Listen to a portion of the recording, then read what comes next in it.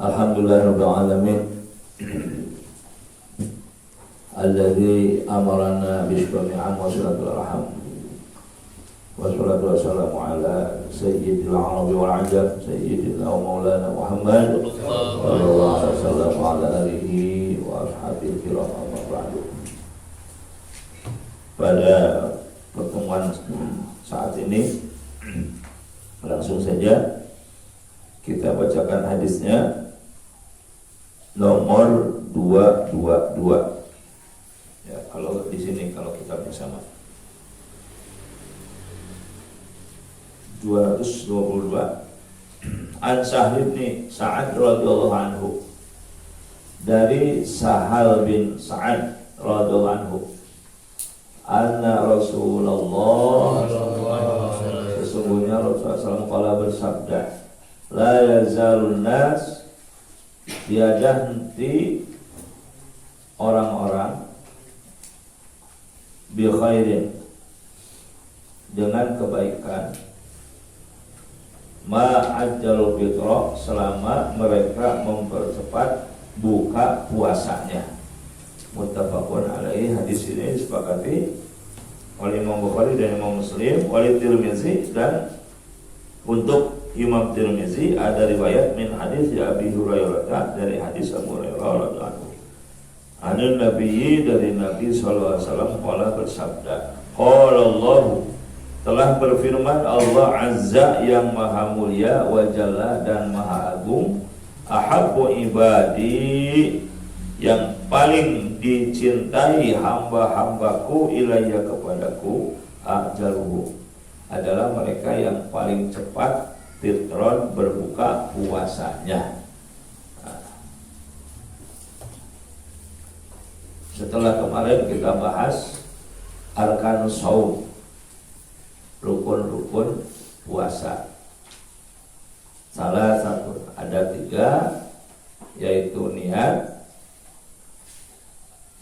yang harus tabyid, memalamkannya,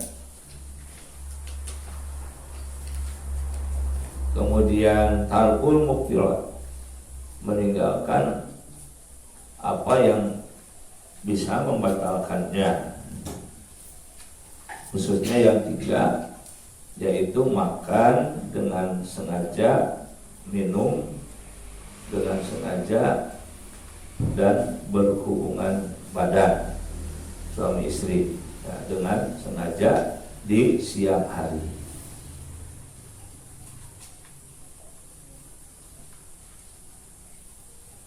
Bahkan yang membatalkan puasa itu ada 2 kategori.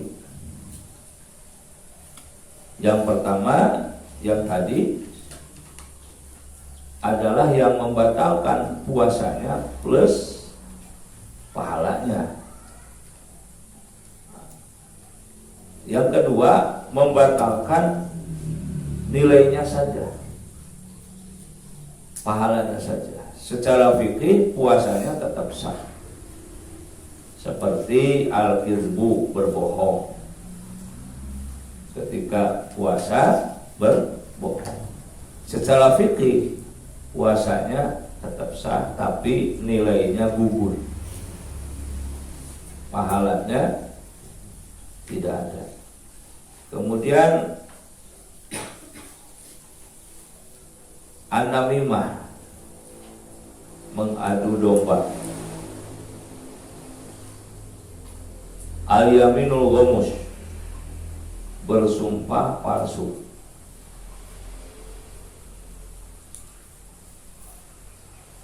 Ghibah, ngomongin orang lain tentang keburukannya yang benar terjadi, apalagi kalau fiktif atau hoax, itu namanya fitnah. Maka harus dihindari semua itu, karena apabila dilakukan oleh siapapun yang sedang berpuasa, secara fikih puasanya sah, tapi nilai atau pahalanya gugur. Inilah maksud dari sabda Rasulullah SAW, kam min shaimin laisa lahu min siyamihi illa al-ju' wal 'atash. Betapa banyak dari mereka yang berpuasa itu tidak mendapatkan apa-apa dari puasanya selain lapar dan haus atau dahaga. Nah, dengan demikian tentu kita berharap, bermohon, berdoa kepada Allah Subhanahu wa taala agar kualitas ibadah puasa kita dan ibadah-ibadah yang lainnya yang kita lakukan senantiasa bisa selalu ditingkatkan dan semoga diterima Allah Subhanahu wa taala. Amin ya rabbal alamin. Yang terakhir, yang ketiga, rukun saum itu adalah as-shaim, ada orangnya. Ya, ada orangnya dengan syarat ketentuan yang berlaku. Dari mulai orangnya harus Islam, non muslim puasa ya tidak sah. Karena syarat mutlaknya harus Islam. Jadi kenapa orang-orang non-muslim dengan jelas ditegaskan Allah Subhanahu wa taala dalam Al-Qur'an segala kebaikannya itu sia-sia atau percuma. Dalam surat An-Nur dikatakannya kasyara bin biqi'ati. Orang-orang yang bukan Islam itu betapapun banyak kebaikannya, amal solehnya bagaikan fata morgana. Kelihatannya seperti ada, ternyata zong, ternyata kosong. Wa may yabtaghi ghairal islami dinan falan yuqbala minhu wa huwa fil akhirati minal khasirin. Barang siapa mencari dan menjadikan selain Islam agama atau kepercayaannya, maka tidak akan pernah sama sekali diterima amal kebajikannya dan dia kelak di akhirat termasuk orang-orang yang rugi. Begitupun dengan puasa. Kalau bukan orang Islam tidak sah.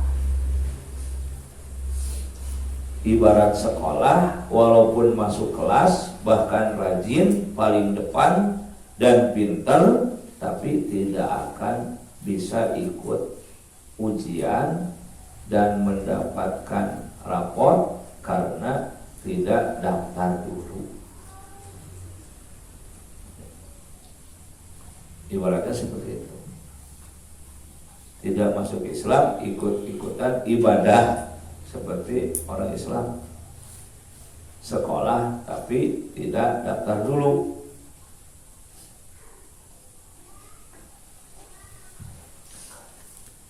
Maka berbahagialah kita semua sampai saat ini masih diberi iman dan Islam.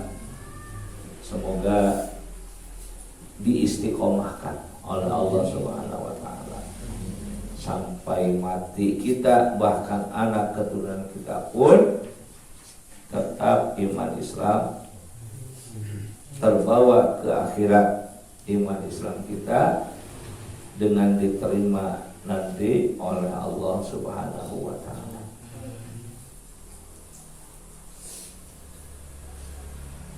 Imam Al-Qalyubi dengan lantang mengatakan bahwa seburuk-buruknya orang, sejelek-jeleknya orang, sebobrok-bobroknya orang, kalau Islam masih lebih baik daripada maaf orang yang bukan Islam, sekalipun yang paling taat, sekalipun yang paling bagus. Dulu pernah ada di sini, tidak akan saya sebutkan namanya,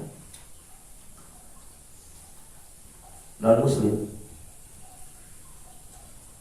Dia ikut-ikutan bulan Ramadan itu puasa karena pacarnya muslim. Taraweh ikut, walaupun pacarnya masuk masjid, dia di luar. Lama kelamaan masuk Islam juga, alhamdulillah. Nah, kalau begitu nggak apa-apa. Artinya kalau ada saudara kita, teman kita, tetangga kita, atau siapapun dia yang bukan Islam ikut-ikutan kita puasa Ramadan, taraweh, tapi jangan masuk ke masjid, baca Quran, dengerin, gak apa-apa, jangan dilarang. Siapa tahu taufik dan hidayah Allah nanti lama-lama datang kepada mereka, insya Allah. Malah bagus itu, bagus. Tapi kita jangan ngajak. Artinya dengan cara yang yang nanti malah timbul salah paham. Jangan. Lihat situasi dan kondisinya. Kalau melalui obrolan-obrolan kita masukkan dakwah Islam yang boleh, ya dengan cara yang elegan, dengan cara yang enak diterimanya, tidak salah paham, tidak lantas dianggap ini adalah suatu pemaksaan, apalagi intervensi penekanan. Nah, ya, jangan seperti itu, karena terutama saat ini sangat sensitif. Padahal seharusnya ya kita harus dakwah ilallah, mengajak kepada Allah bagi mereka yang belum Islam. Namun demikian tentunya ada tahapan-tahapan bagaimana dakwah itu.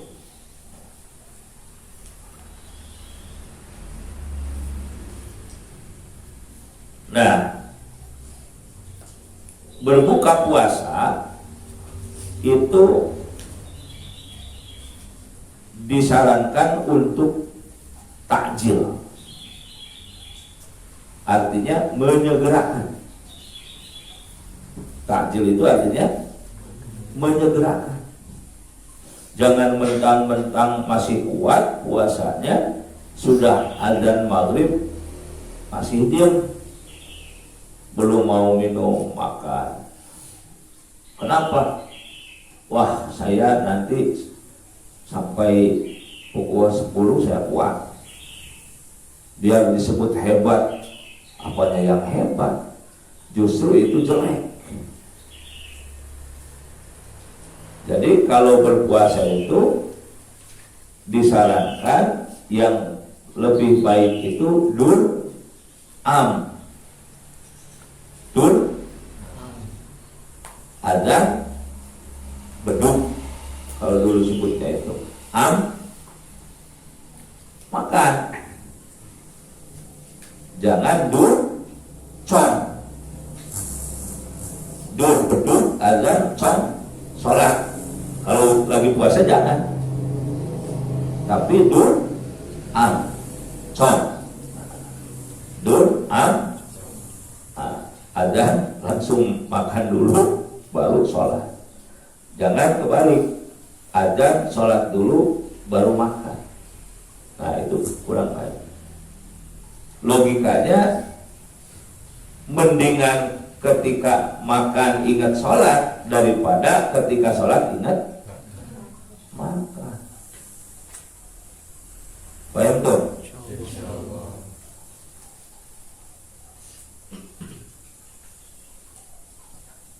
Memang al-ajalah minasyaiton.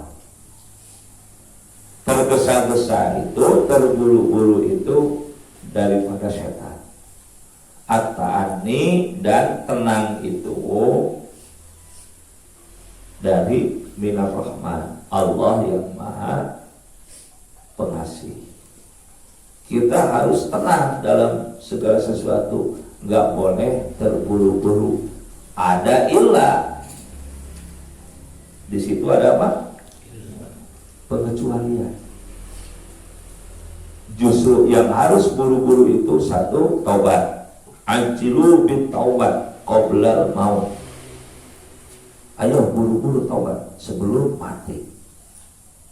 Jangan taubat itu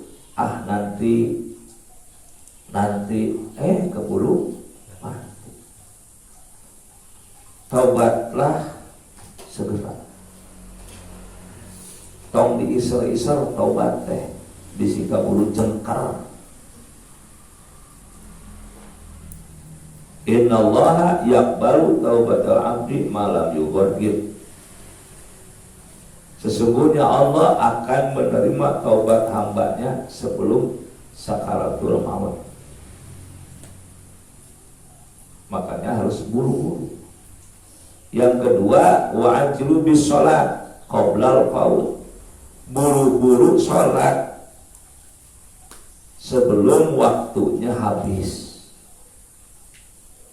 Nah, oleh sebab itu gak bosan-bosan saya himbau kalian semua para santri agar segera berwudu. Apalagi sebelum azan sudah berwudu, segera kumpul berjamaah insya Allah, terutama subuh,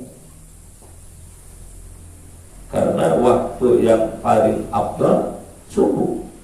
Aqimis shalah liduluki syamsi ila ghasaqil lail wa qur'anal fajr inna qur'anal fajri kana masyhuda. Dirikan olehmu salat karena tergelincirnya matahari itu untuk zuhur dan asar, ila ghasaqil lail sampai menyelimutinya gelap malam itu untuk maghrib dan isya. Wa qur'anal fajri dan bacalah Quran di waktu fajar, itu maksudnya sholat subuh. Inna qur'anal fajri, sesungguhnya baca Quran di waktu subuh, karena masyhuda, adalah disaksikan oleh para malaikat. Luar biasa. Orang-orang yang sholat subuh baca Quran di dalamnya, apalagi berjamaah, terus zikirnya kencang, keras, kompak, terus berdoa, terus baca Yasin, Waqiah, Istiqomah, itu disaksikan semuanya oleh para malaikat, dilaporkan kepada Allah Subhanahu wa ta'ala. Untung apa tidak? Untung apa tidak? Alhamdulillah. Terus ngaji, baca hadis sampai fajar, ditutupi dengan sholat isyraq berjamaah, ditutupi dengan sholat duhanya berjamaah. Sudah berbagai amal itu. Fadilahnya, keutamaannya banyak, hadis-hadisnya. Pokoknya top markotop aja kalau ikut, kalau istiqomah itu, ya, insya Allah. Nah, berikutnya yang sunat terburu-buru itu dafnul mayyit, menguburkan mayit, ya, mengebumikan jenazah. Sebetulnya kalau ada orang mati itu jangan lebih dari 3 jam mayatnya harus segera dikuburkan. Walaupun kenyataannya kebiasaan di kita lebih dari itu. Apalagi kalau ada yang harus ditunggu. Padahal kasihan, jenazah itu kasihan, udah nggak betah, ya, udah nggak betah diem di dunia. Mayat itu mau betah gimana? Orang yang hidup mandar-mandir di sekitarnya, ngobrol, dia nggak bisa ikut. Orang yang masih hidup makan, minum, merokok, dia nggak bisa ikut, kan tersiksa. Betul nggak? Makanya kalau terdengar itu mayit ngomong, cepat deh saya kuburkan, ayo segera deh saya dari tanah kembalikan lagi ke tanah. Makin lama dibiarkan tergeletaknya itu jenazah, ya, sebelum dikuburkan itu semakin menyiksanya.